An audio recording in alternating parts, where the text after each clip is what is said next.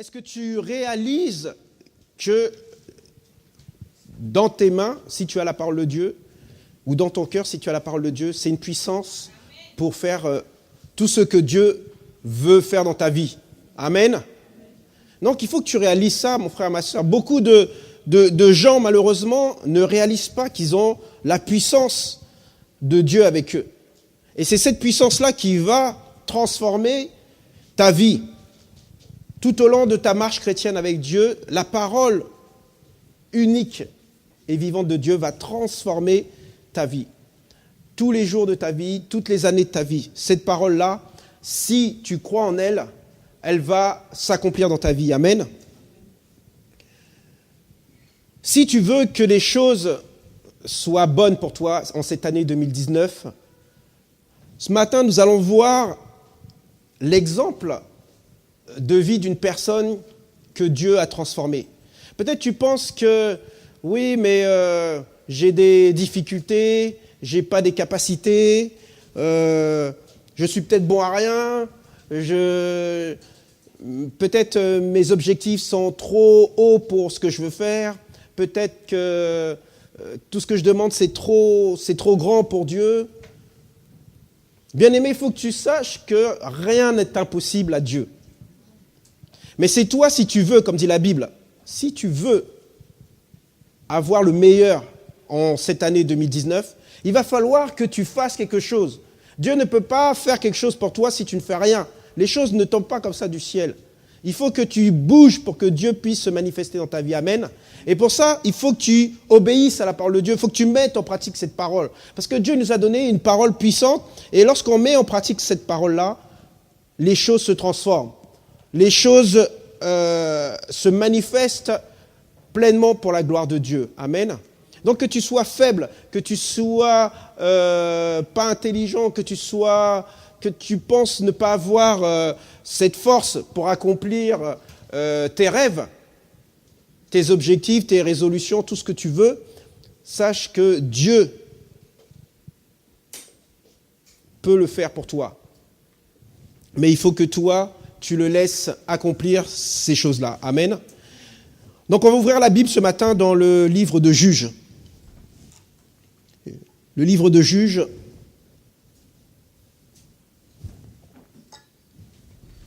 au chapitre 6. Juges chapitre 6.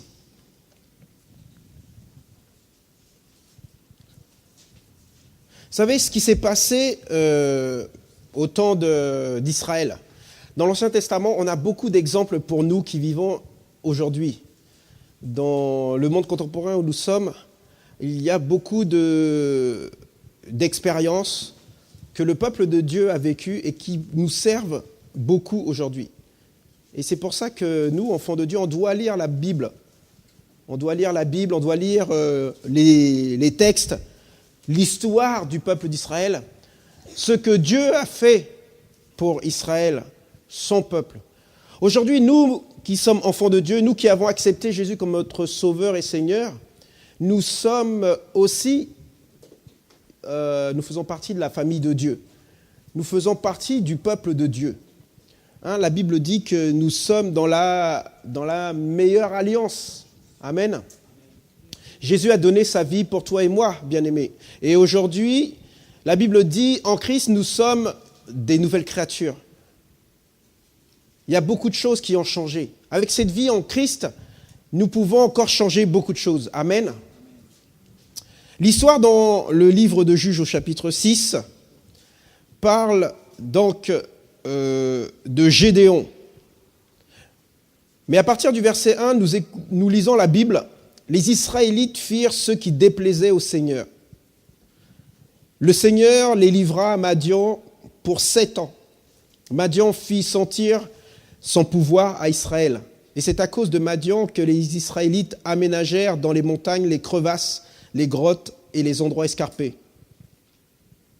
Quand Israël avait semé, Madian, Amalek et les fils de l'Orient l'attaquaient. Ils dressaient leur camp contre lui, détruisaient la production du pays jusque vers Gaza et ne laissaient en Israël ni vivre, ni petit bétail, ni bœuf, ni âne. Quand ils se mettaient en campagne avec leurs troupeaux, et leurs tentes, ils arrivaient comme une multitude de criquets. Ils étaient innombrables, eux et leurs chameaux. Ils venaient dans le pays pour le ravager. Israël fut très affaibli par Madian, et les Israélites crièrent vers le Seigneur. Lorsque les Israélites crièrent vers le Seigneur au sujet de Madian, le Seigneur envoya un prophète aux Israélites. Et il leur dit, « Ainsi parle le Seigneur, le Dieu d'Israël. Je vous ai fait monter d'Égypte et je vous ai fait sortir de la maison des esclaves. Je vous ai délivré de la main des Égyptiens et de la main de tous vos oppresseurs. Je les ai chassés devant vous et je vous ai donné leur pays. Je vous ai dit, je suis Yahweh, le Seigneur, votre Dieu. Vous ne craindrez pas les dieux des Amorites, dont vous habitez le pays. Mais vous ne m'avez pas écouté. » Amen.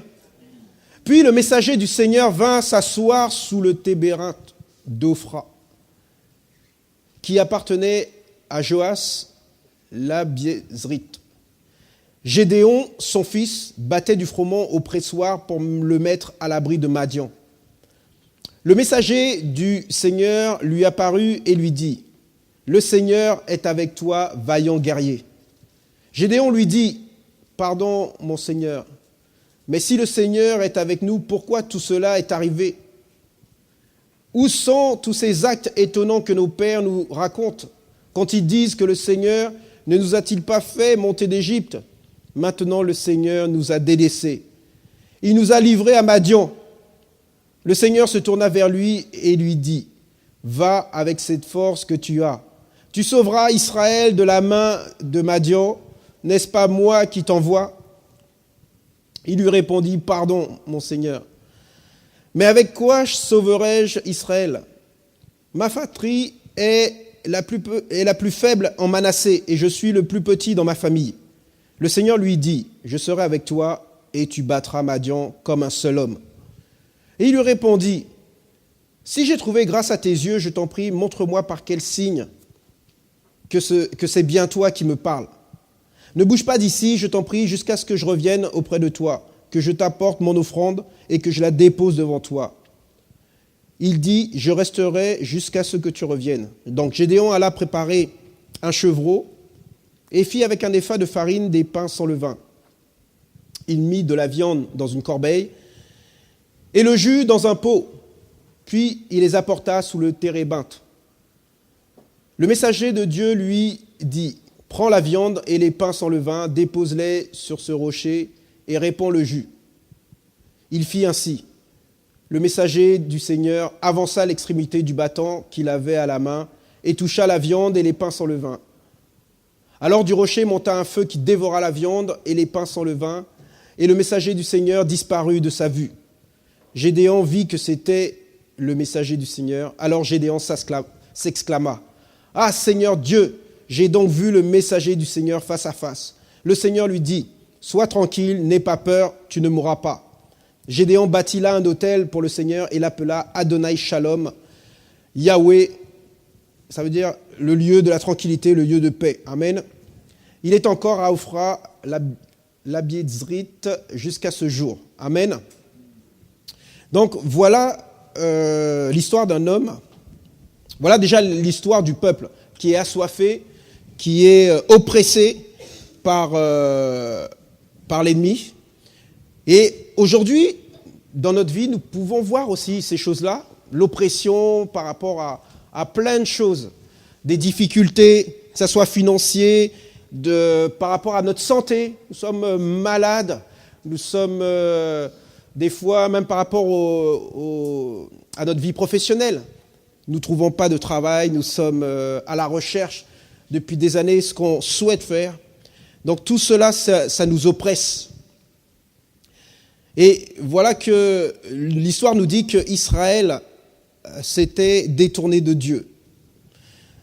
Le peuple s'est éloigné du Seigneur, n'est pas consacré comme était leur père, consacré à Dieu. Et ce qu'on voit aussi dans le peuple d'Israël, il y a toujours une partie qui est consacrée à Dieu et il y en a d'autres qui sont plus légers. Et ça arrive encore aujourd'hui. On voit des enfants de Dieu qui sont consacrés, qui sont dans la ferveur, qui aiment Dieu, qui louent Dieu, qui sont là jour et nuit même dans la maison de Dieu s'ils pouvaient être.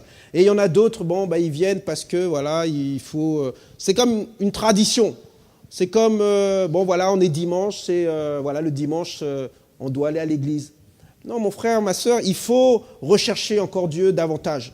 Et donc, Gédéon est visité par un ange de Dieu qui lui dit, Dieu a vu comment il était. Et vous savez, regardez, la Bible nous dit bien que Gédéon, c'était déjà le peuple auquel il appartient, c'était le plus petit. Et lui, dans sa famille, il était le plus petit. Donc déjà, Dieu ne regarde pas aux gens qui ont de la force, qui ont de la puissance. Il faut que nous réalisons ça.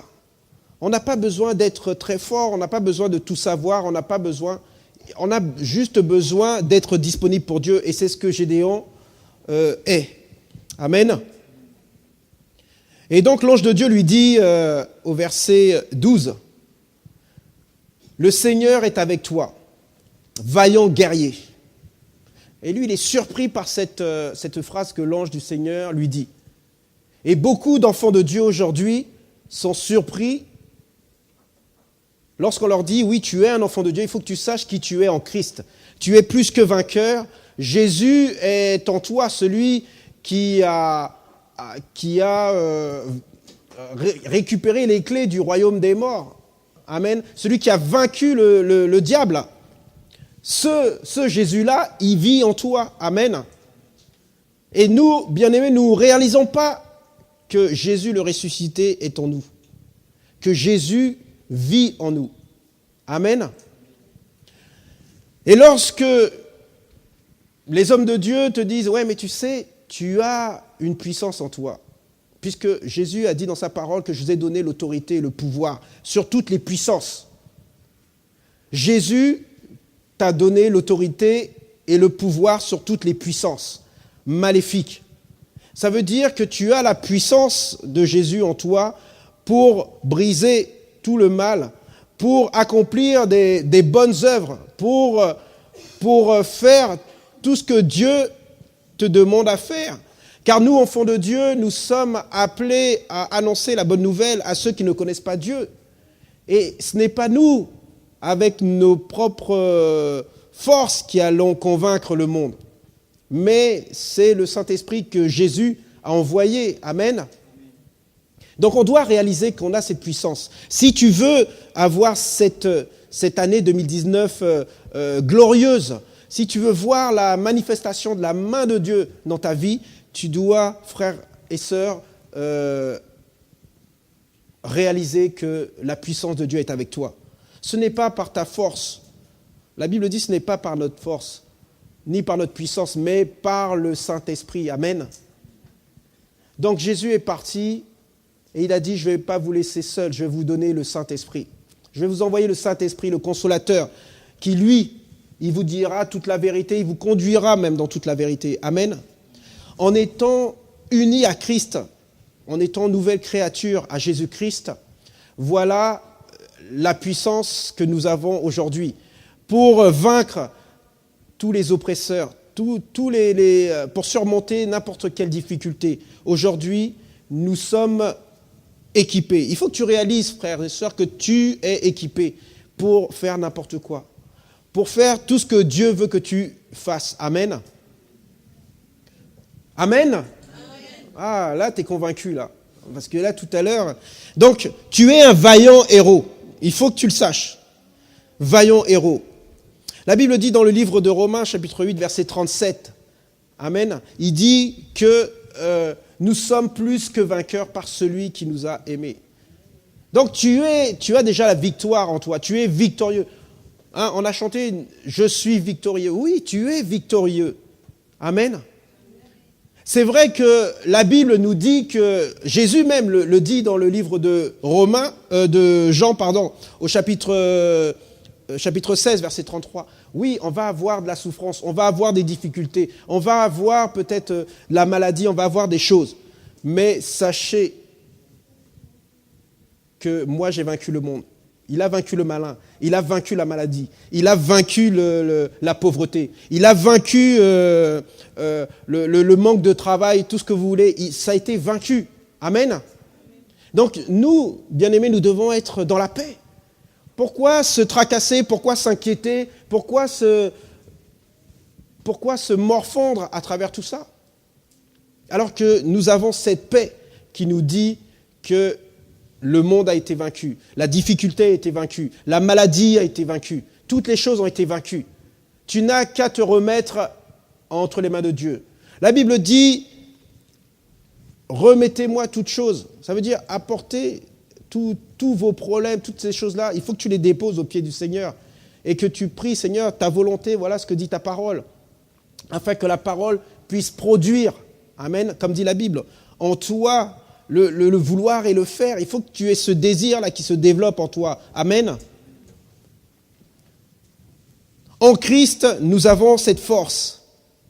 La Bible dit dans le livre de Philippiens, chapitre 4, verset 13, que nous pouvons tout. Toi, tu peux tout par Christ qui t'a donné cette force-là. Amen. Tu as la force de Christ en toi. Amen. Est-ce qu'il y a quelqu'un ce matin? Là, Jésus est là pour te fortifier, pour t'encourager. Lorsque tu as les yeux fixés sur Jésus, lorsque tu sais ce que Jésus a fait pour toi, tu ne dois pas te morfondre, tu ne dois pas déprimer, tu ne dois pas pleurer. Tu comprends, bien-aimé? Allô? On éteint la lumière, on va faire une petite sieste et on revient. Parce que j'ai l'impression qu'il n'y a personne ce matin. Amen. Jésus est là pour t'encourager à travers tout ce qui a été écrit dans la parole. Réalise que cette année 2018, mets-toi des objectifs. Prie, toi et ton Dieu, dans ta chambre. Et dis à Dieu, Seigneur, que ta volonté se fasse si c'est cela. Vous savez, lorsque nous, on a des projets, des plans, et qui ne sont pas en accord avec la volonté de Dieu, ils ne se réalisent pas. Mais Dieu veut toujours le meilleur pour chacun de nous. Ça veut dire que toi, tu crois qu'il y a quelque chose qui est bon pour toi. Tu dis, oh Dieu, j'ai vu cette femme, cet homme, il est bon pour moi. Mais tu vois qu'il ne se passe rien. Dieu a quelque chose de meilleur pour toi. Souvent, nous, on ne regarde pas tout. On ne peut pas tout voir. Mais Dieu, il connaît exactement la personne. Il connaît toutes choses. Vous savez, lorsque moi, j'ai déjà raconté cette histoire-là. Lorsque j'ai demandé cette femme à Dieu il y a 10 ans, pas jour pour jour, puisque je ne me rappelle plus à quel jour, mais c'était en janvier 2009. Je dis, Seigneur, voilà, moi je veux une femme comme ça, comme ça, comme ça. On ne réalise pas que Dieu veut le meilleur. On dit, ah Dieu, pourquoi il ne m'a pas donné ça? Moi je suis sûr que c'était ça le meilleur pour moi. Non, Dieu il connaît le meilleur pour toi, amen. Et il faut que tu rentres dans les plans de Dieu. Ce n'est pas à Dieu de rentrer dans tes plans, amen. Donc réalise que Dieu a le meilleur pour toi. Dieu veut que sa gloire soit manifestée dans sa vie, dans ta vie. Amen. Que sa gloire à lui. Il ne veut pas que tu te glorifies. Il veut être glorifié dans ta vie comme il l'a fait dans la vie de Jésus. Amen.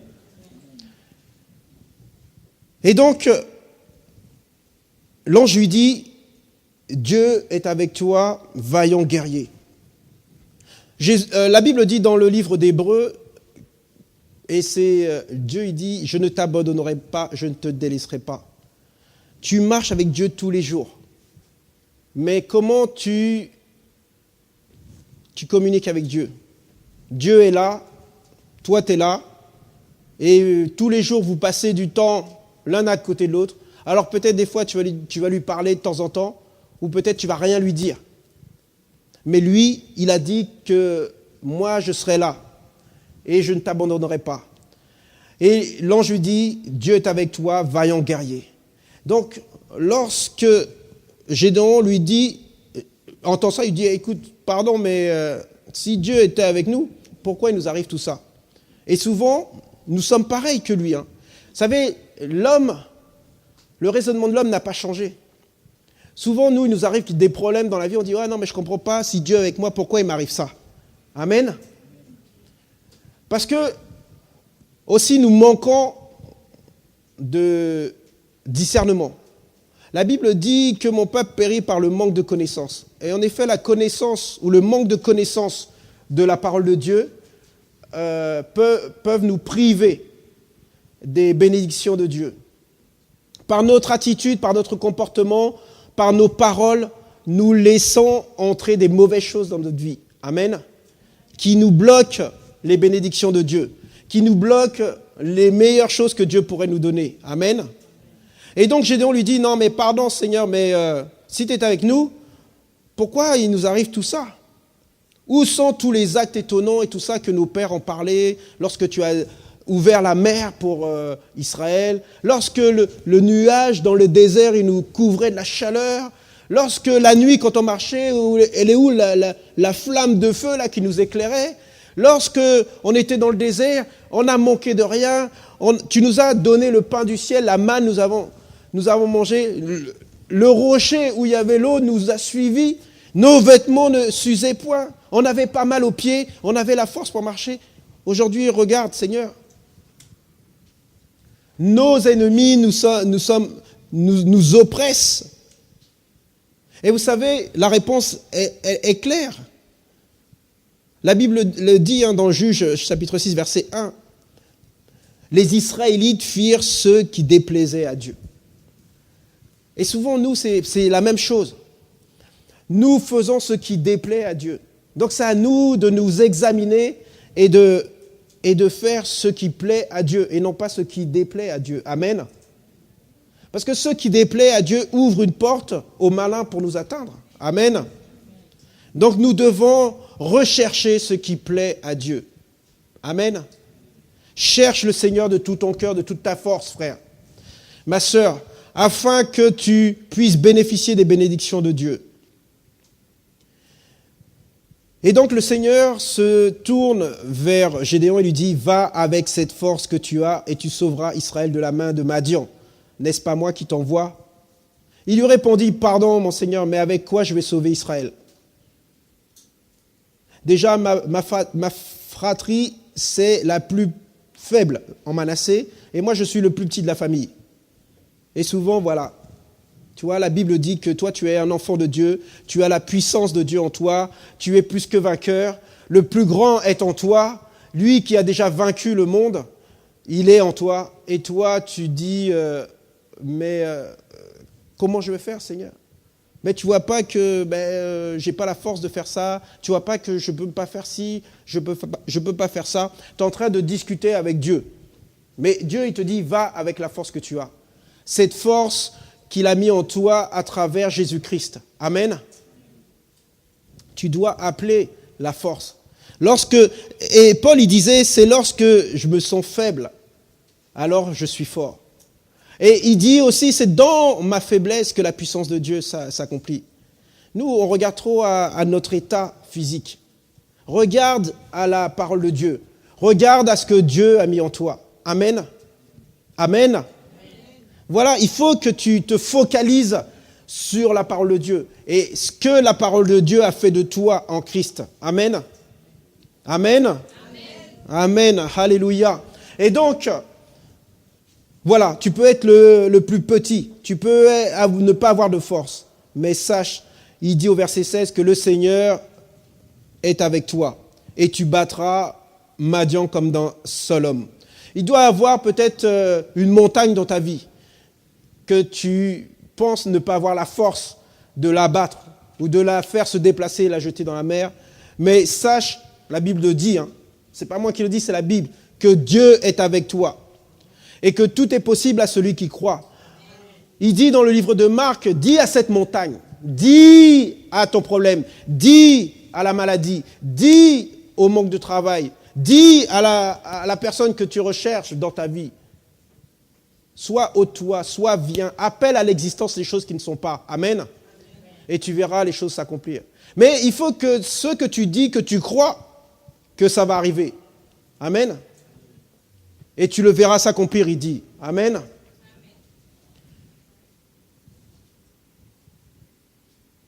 Donc si nous lisons, nous continuons la lecture, Gédéon répond, si j'ai trouvé grâce à tes yeux, Si j'ai trouvé grâce à tes yeux, il répond à l'ange de Dieu. Je t'en prie, montre-moi par un signe que c'est bien toi. Ça, c'est encore l'être humain, la nature humaine. Dieu, il te dit quelque chose, tu dis, ah oui, mais je veux voir si c'est bien toi. Toujours à discuter avec Dieu, montre-moi un signe, laisse-moi faire un rêve, parle dans mon rêve, fais ceci, fais cela. La Bible, elle est claire. Toi, il faut encore un rêve. Il faut un signe. Il faut que la personne... Moi, il y a des gens, j'ai entendu des témoignages. Oui, s'il y a une voiture verte qui passe là, si je regarde la voiture verte, ça veut dire c'est toi. Ah, la voiture verte, elle passe. Oui, non, mais s'il y a un vélo jaune avec une roue bleue, c'est toi. Le vélo jaune avec la roue bleue, elle passe. Ouais, non, mais attends. S'il y a une vieille dame avec une poussette verte, elle passe, là, je dis c'est toi.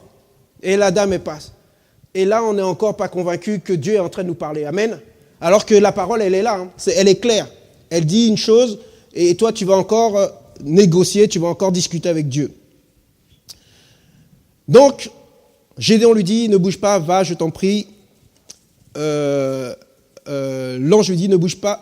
Gédéon lui dit, ne bouge pas d'ici, je t'en prie, jusqu'à ce que je revienne et que j'apporte mon offrande. Et voilà, c'est un moment aussi important dans notre vie. Vous savez, avec ces temps d'aujourd'hui, nous sacrifions pas assez de temps, assez d'argent, nous ne sommes pas assez consacrés à Dieu. Vous savez ce que ça veut dire consacrer? C'est faire les choses avec... consacrer, c'est j'allais dire avec sacre, avec détermination, avec toutes les choses qui sont dévouées à Dieu. Amen. Il faut donner du temps à Dieu. Tu sais, la Bible dit que tu ne t'appartiens plus en Christ, tu appartiens à Dieu. Il faut que tu comprennes ça, bien-aimé. Amen. On ne s'appartient plus à nous-mêmes. Nous, on doit se lever et penser, bon Dieu, qu'est-ce que tu veux que je fasse aujourd'hui? C'est pas, bon, qu'est-ce que je vais faire? C'est d'abord, qu'est-ce que Dieu veut que tu fasses? Amen. Et après, tu fais les choses pour toi. D'abord, Dieu, qu'est-ce que je dois faire? Je parle pour moi aussi. Amen. Donc, nous devons faire des sacrifices. Sacrifices de temps, sacrifices d'argent, sacrifices de plein de choses. Il y a beaucoup de choses dans notre vie aujourd'hui qui prennent la place de Dieu. Oh oui, je vais faire ça après. Oui, j'ai un truc à faire pour l'église. Oui, bon, je vais faire ça et après, je vais faire le truc de l'église. Non, Dieu veut la priorité. Dieu veut être le premier. La Bible dit cherchez d'abord les choses de Dieu. Amen. Et toutes les choses après viendront. Et moi, j'ai réalisé ça qu'en effet, lorsque je mets Dieu en premier dans toutes les choses, mes choses à moi viennent. Les choses se débloquent. Et encore là, je vous dis, ça fait 10 ans. 10 ans depuis que j'ai dit à Dieu, voilà, je veux me consacrer pleinement à toi. Je veux telle chose. Et vous savez, Dieu nous donne ce que notre cœur désire. Amen. Lorsque tu demandes quelque chose à Dieu avec sincérité de cœur et qui est dans son plan, dans son projet, Dieu accomplit tout de suite ta demande. Amen. Et pour vérité, regardez lorsque Dieu parle à Salomon, il lui dit « Qu'est-ce que tu veux ?» Et Salomon lui dit « Mais Seigneur, donne-moi juste la sagesse pour guider ton peuple, pour que toutes ces choses-là, pour que tout marche. » Vous savez, Dieu a regardé son cœur et c'est vrai que c'est une bonne demande. Nous, on devrait demander comme ça. Moi, un jour, j'ai réfléchi, je dis « Mais moi, Salomon, il a eu tout bon. » Moi, j'ai dit, mais je vais faire comme Salomon. Je vais demander la sagesse. Mais oui, parce que quand tu as la sagesse, tu peux tout avoir. Amen. Dieu te montre des choses que d'autres personnes ne voient pas. Ça, c'est une sagesse venant de Dieu. Amen. Et nous devons avoir cette humilité de demander à Dieu, oui, Seigneur, mais moi, au contraire, ce que je veux, c'est que tu m'aides, que je dépende pleinement de toi pour toutes les choses dans ma vie courante. Et lorsque tu fais ça, Dieu t'ouvre des choses. Il y a des choses que nous pouvons avoir ici en France que des gens ne savent pas. Comprenez? Ça veut dire, comme je disais tout à l'heure, par le manque de connaissances, on passe à côté de beaucoup de choses. Un exemple, je peux donner beaucoup d'exemples, mais je vais en donner un. Par exemple, moi je vais avoir 48 ans cette année, et toujours dans ma vie, je pensais qu'à tel âge, je sais pas, à 40 ans, on ne pouvait pas acheter de maison. Parce que on est trop vieux, par exemple. On n'est jamais trop vieux. Il y a toujours un moyen. Vous savez, il y a toujours une solution à un problème. Il y a toujours... et il y a des gens pareils qui disent « Ah oui, mais moi je suis trop vieux pour avoir d'enfants. » Non, il y a toujours il y a des possibilités. Aujourd'hui, ils font des comment ils appellent ça? In vitro? Comment ça s'appelle? Les femmes, moi je ne connais pas. Ouais, fécondation in vitro. Il y a toujours des moyens d'obtenir des choses. Mais il faut savoir, il faut connaître comment. Et comment savoir ces choses-là si ce n'est pas en recherchant? On a des avantages fiscaux, mais il faut savoir comment, il faut se renseigner. On a des avantages, on a plein d'avantages. Mais il y a des gens qui n'ont rien parce qu'ils ne cherchent pas, parce qu'ils ne connaissent pas. Amen. Et nous, Dieu nous donne cette révélation à travers la sagesse. Il nous donne le pouvoir de réfléchir à des choses que beaucoup de personnes, ils vont dire « Ah, moi je laisse tomber parce que je suis sûr que bon, ça n'existe pas et je ne peux pas avoir ». Voilà, beaucoup de gens, ils se réfugient comme ça. Et ils passent à côté de leur bénédiction, ils passent à côté de choses que Dieu aurait pu leur accorder. Amen. Donc, moi je reviens au fait de se sacrifier pour Dieu. Il faut remettre les choses entre les mains de Dieu. Il y a des sacrifices à faire, comme Gédéon a fait. Et lorsque tu sacrifies des choses dans ta vie pour Dieu, Dieu accepte accepte favorablement ton sacrifice. Et ça, c'est une réalité. Lorsque tu donnes du temps à Dieu, par exemple, tu as des choses que tu avais prévu de faire, des choses et que tu dis non, ça je vais plutôt laisser et je vais faire ça, je vais prendre ce temps-là pour Dieu. Dieu regarde ça et tu as la faveur de Dieu. Donc, pense à ça dans cette année 2019. Faire des sacrifices pour Dieu. Amen. Amen, amen. Donc, Gédéon alla faire son sacrifice et il est revenu. Le sacrifice a été agréé. Amen. Et donc, ensuite, le verset 22, Gédéon, il a vu que c'était le messager de Dieu. Donc, il a eu la confirmation que tout cela, ça venait de Dieu. Vous savez, des fois, on n'est pas obligé de passer par toutes ces étapes. Dieu te donne une parole. Tu as une confirmation par un frère et sœur qui n'étaient même pas au courant. Ça peut venir que de Dieu. Et là, tu dois faire ta part. Donc, Gédéon a accepté et il a fait ce qu'il doit faire. Le Seigneur lui dit, sois tranquille, n'aie pas peur, tu ne mourras pas, parce qu'il dit, oh là là, j'ai vu l'ange de Dieu, je vais mourir. Et là, Gédéon, au verset 24, il a bâti son autel et il était dans la paix.